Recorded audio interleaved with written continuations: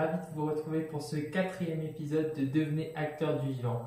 Et comme thème principal, aujourd'hui nous allons aborder la matière organique et plus précisément sa décomposition, son cycle. Alors pour comprendre comment se passe le cycle de la matière organique, quoi de mieux que de prendre une forêt par exemple. Donc une forêt, il y a des arbres. Donc on va faire ça, comme ça. Il y a aussi des plantes par terre.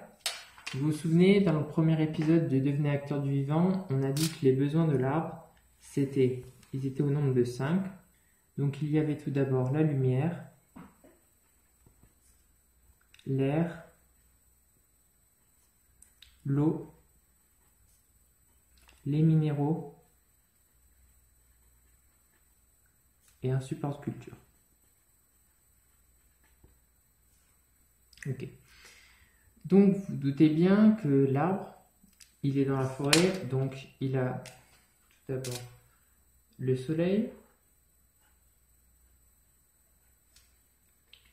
il a aussi de l'eau par l'intermédiaire d'un peu de pluie,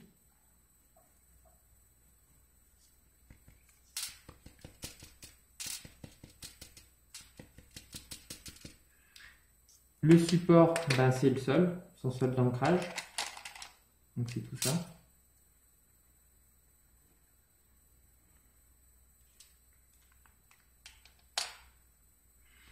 Et les minéraux, comment il fait?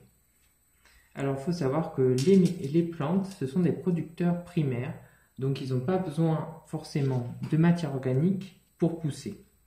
Ils vont trouver les minéraux dans différents endroits, donc d'abord au contact de la roche, au fond du sol il y a la roche, et les racines au contact de cette roche vont la dégrader pour puiser les minéraux dont elle a besoin.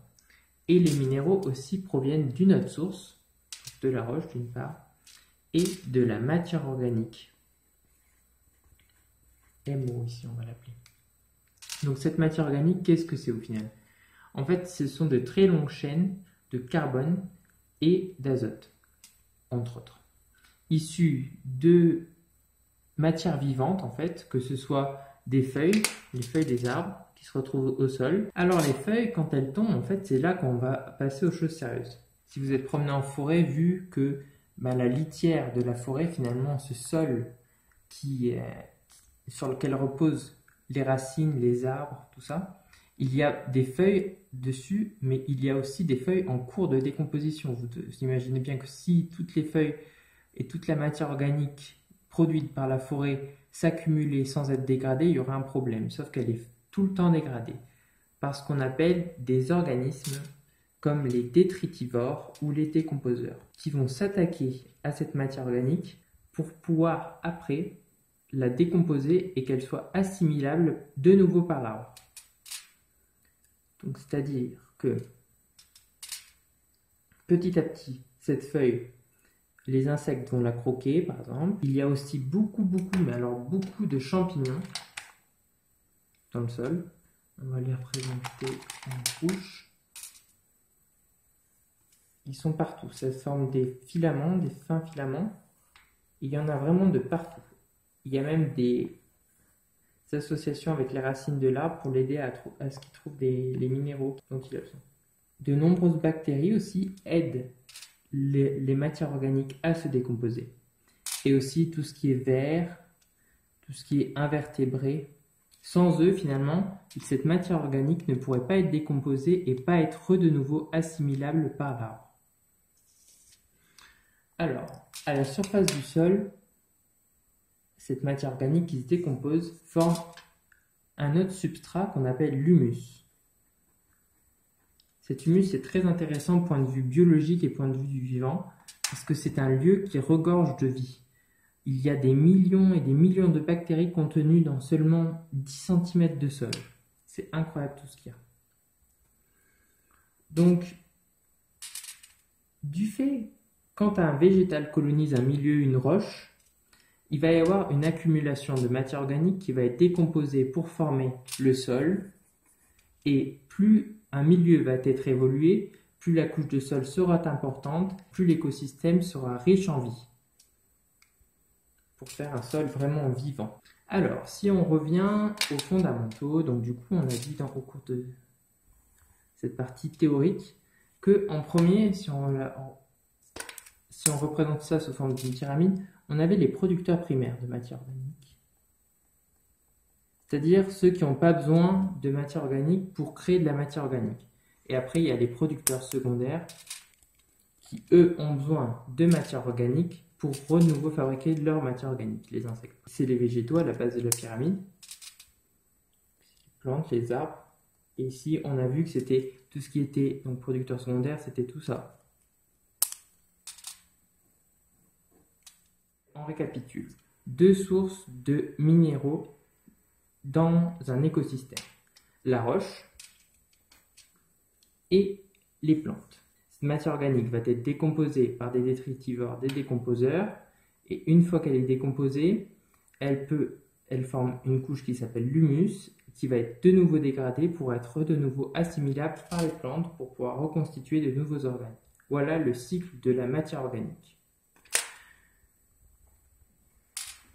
Mais alors, vous, comment pouvez-vous contribuer positivement à ce cycle de la matière organique? En voilà une bonne question. Tout simplement pour devenir acteur du vivant en contribuant au cycle de la matière organique, je vous propose de faire une activité pour composter nos déchets ménagers. Alors, pour cette activité, nous aurons besoin de 2 contenants empilables et d'un couvercle. Nous aurons aussi besoin d'humus, donc cette matière qu'on peut retrouver dans la forêt, parce que donc on peut partir aussi de terre, simplement de terre, mais il faudra s'assurer qu'on ait bien des vers aussi, et pas n'importe quel type de vers. On va prendre des vers de terre épigés. Donc il y a 3 types de vers de terre. Ceux-là épigés, ça se remarque par la présence d'un anneau rouge ici, vous voyez. Et ça, c'est les vers de terre du compost qui peuvent dégrader la matière organique que vous allez mettre. Voilà.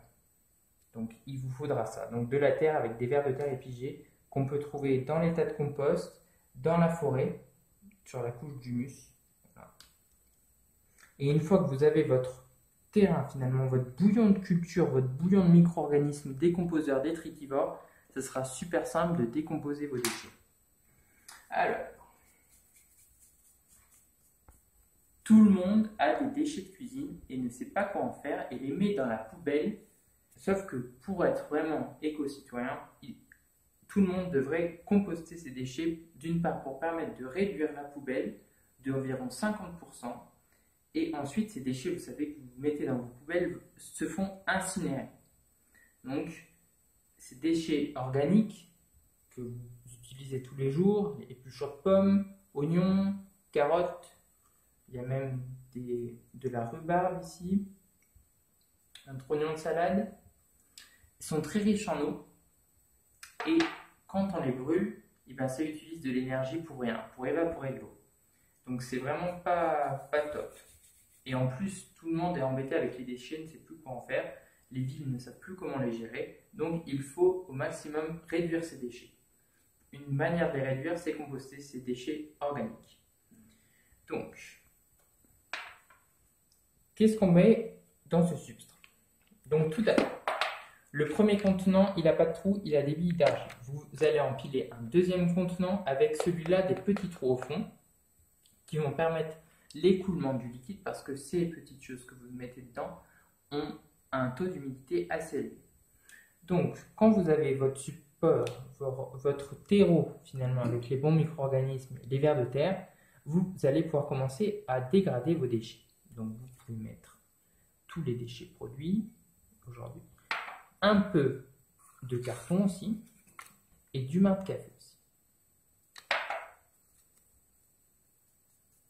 Vos déchets verts aussi, des feuilles par exemple, enfin plein de choses, de la pelouse. Alors vous allez me dire, oui mais c'est bien gentil, on a déjà essayé de composter nos déchets, mais ça ne marche pas, il y a des insectes, ça sent pas bon. Et bien alors la manière pour ça, pour régler ça, en fait pour favoriser la décomposition de vos déchets organiques, il faut un rapport de carbone sur azote. Le rapport de carbone sur azote doit être compris entre 15 et 30 pour avoir une décomposition optimale. Alors, comment faire finalement pour contrôler ce rapport-là et être sûr qu'on soit bien dans les clous? Alors, les déchets organiques, déchets ménagers, comme cela, ont un rapport C sur N d'environ qui varie entre 15 et 30, donc c'est parfait. Ensuite, le marc café. Il a un rapport C sur N, lui, plus élevé parce qu'il contient plus de carbone. Donc, si on a plus de carbone par rapport à l'azote, on va grimper. Donc, on va faire monter ce rapport C sur N. On est environ aux alentours de 20 à 40. Et ensuite, le carton, vous doutez, le carton, c'est pratiquement que du carbone. Donc, le carton, lui, il a un rapport C sur N de 150, donc très élevé.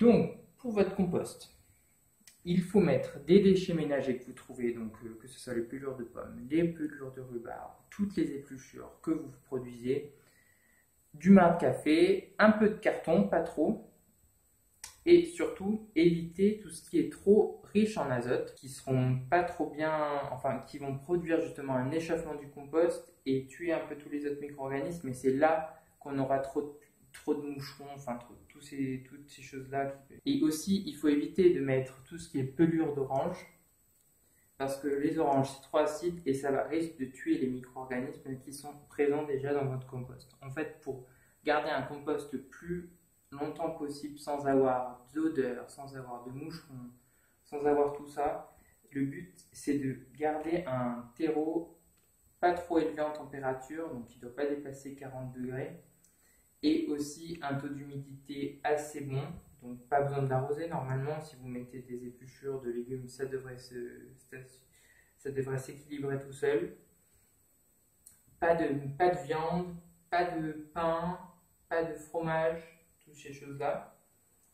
Et donc une fois que vous commencez votre compost, important, il faut le placer sur votre balcon à l'ombre et le couvrir pour limiter l'évaporation.